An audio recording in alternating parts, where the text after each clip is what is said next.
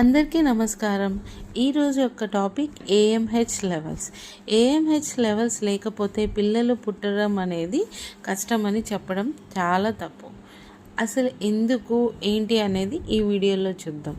ఈ వీడియోని లాస్ట్ వరకు స్కిప్ చేయకుండా చూడండి.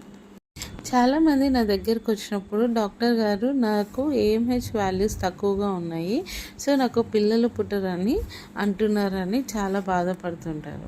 కానీ ఫ్రెండ్స్, ఇది టోటల్ రాంగ్ అజంప్షన్.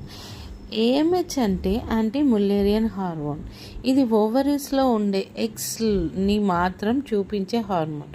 ఇది నార్మల్గా ఎవ్రీ ఫీమేల్లో ఉంటుంది. మనం పుట్టినప్పుడే అమ్మాయిల్లో రఫ్లీ 4 lakhs ఎగ్స్ అనేటివి ఉంటాయి. ప్రతి మంత్లో ఒక ఓవులేషన్ జరుగుతుంది. ఈ ప్రాసెస్లో కొన్ని ఎగ్స్ న్యాచురల్గా కోర్ అయ్యి ఏఎంహెచ్ లెవెల్ అనేది తగ్గుతుంది. ఇది న్యాచురల్గా జరిగే ప్రాసెస్.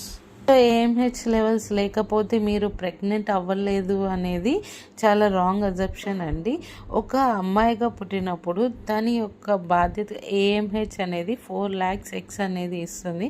తన వర్క్ని కంప్లీట్ చేస్తుంది. కేవలం ప్రెగ్నెన్సీ అంటే ఏఎంహెచ్ లెవెల్సే కాదు.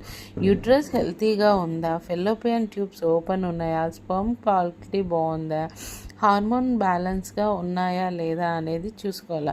సో ఏఎంహెచ్ తక్కువగా ఉంది అంటే ఎండ్ ఆఫ్ ఫర్టిలిటీ అని మాత్రం కాదు.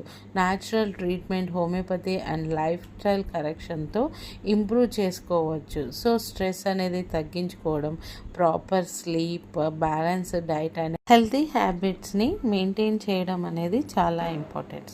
Hope you all understand the video. ఈ వీడియో మీ అందరికీ నచ్చింది అనుకుంటున్నారు. Like, share and subscribe the channel and thank you.